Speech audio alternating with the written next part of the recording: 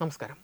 അത്യാധുനികമായ ആകാശക്കരുത്തിൻ്റെ പര്യായമാണ് B-2 spirit എന്ന stealth bomber വിമാനം അറിയപ്പെടുന്നത്.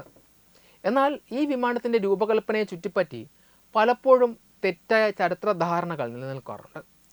രണ്ടാം ലോക മഹായുദ്ധകാലത്ത് ജർമ്മനി വികസിപ്പിച്ചെടുത്ത ഹോർട്ടൺ 229 എന്ന വിമാനത്തിൽ നിന്നാണ് B-2 അതിൻ്റെ രൂപമാതൃക കടമെടുത്തത് എന്ന വാദമാണ് ഇതിൽ പ്രധാനം. എന്നാൽ യാഥാർത്ഥ്യം ഇതിൽ നിന്നും ഏറെ വ്യത്യസ്തമാണ്. B-2 സ്പിരിറ്റിൻ്റെ രൂപഘടന സത്യത്തിൽ അമേരിക്കൻ വിമാന രൂപകൽപ്പനയായ ഫ്ലൈയിങ് വിങ് എന്ന ആശയത്തിൻ്റെ സ്വാഭാവികമായ പരിണാമമായിരുന്നു. ഇതിൻ്റെ പിന്നിലെ പ്രധാന ബുദ്ധികേന്ദ്രം വിഖ്യാത വിമാന രൂപകൽപ്പന വിദഗ്ധനായ ജാക്ക് നോർത്രോപ്പ് ആയിരുന്നു. 1930കളുടെ അവസാനത്തിൽ തന്നെ പറക്കുന്ന ചിറകുകൾ അഥവാ ഫ്ലൈയിങ് വിങ് എന്ന ആശയത്തിൽ ജാക്ക് നോർത്രോപ്പ് ആകൃഷ്ടനായിരുന്നു. ഹോർട്ടൺ 229 ആകാശത്ത് വരുന്നതിനും 3-4 വർഷങ്ങൾക്ക് മുൻപ്, അതായത് 1941-ൽ നോർത്രോപ്പിൻ്റെ N-1M എന്ന വിമാനം ആദ്യമായി പറന്നിരുന്നു. ഇത് തെളിയിക്കുന്നത് ആധുനിക സ്റ്റെൽത്ത് വിമാനങ്ങളുടെ അടിസ്ഥാന രൂപം ജർമ്മൻ സാങ്കേതിക വിദ്യയേക്കാൾ മുൻപേ തന്നെ അമേരിക്കയിൽ വികസിക്കപ്പെട്ടു തുടങ്ങിയിരുന്നു എന്നാണ്.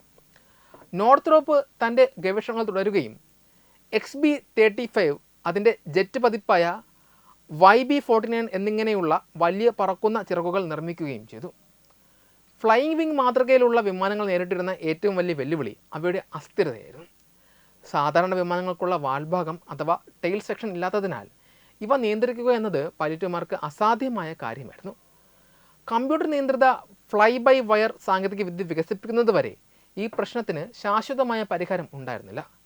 ഈ സാങ്കേതിക വിദ്യയുടെ സഹായത്തോടെയാണ് സ്വാഭാവികമായി പറക്കാൻ പ്രയാസമുള്ള B-2 പോലെയുള്ള വിമാനങ്ങൾ ആകാശത്ത് സുരക്ഷിതമായി ചലിക്കാൻ പ്രാപ്തമായത്.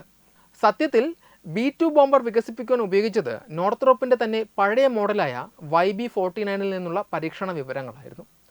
തൻ്റെ ജീവിതകാലം മുഴുവൻ ഈ ഒരൊറ്റ ലക്ഷ്യത്തിനായി മാറ്റിവെച്ച ജാക്ക് നോർത്രോപ്പിന് ലഭിച്ച ഏറ്റവും വലിയ അംഗീകാരം B-2 വിമാനത്തിൻ്റെ നിർമ്മാണമായിരുന്നു.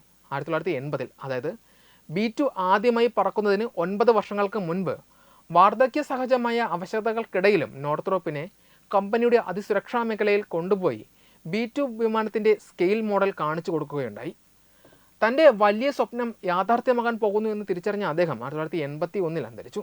അദ്ദേഹം ആ വിമാനം ആകാശത്ത് പറക്കുന്നത് കാണാൻ ജീവിച്ചിരുന്നില്ല എങ്കിലും ഇന്നത്തെ ഏറ്റവും മികച്ച വിമാനങ്ങളിലൊന്നായ B-2 സ്പിരിറ്റ് അദ്ദേഹത്തിൻ്റെ വൈദഗ്ധ്യത്തിൻ്റെ സ്മാരകമായി നിലകൊള്ളുന്നു. വെബ് ഡെസ്ക് തത്വമൈ TV.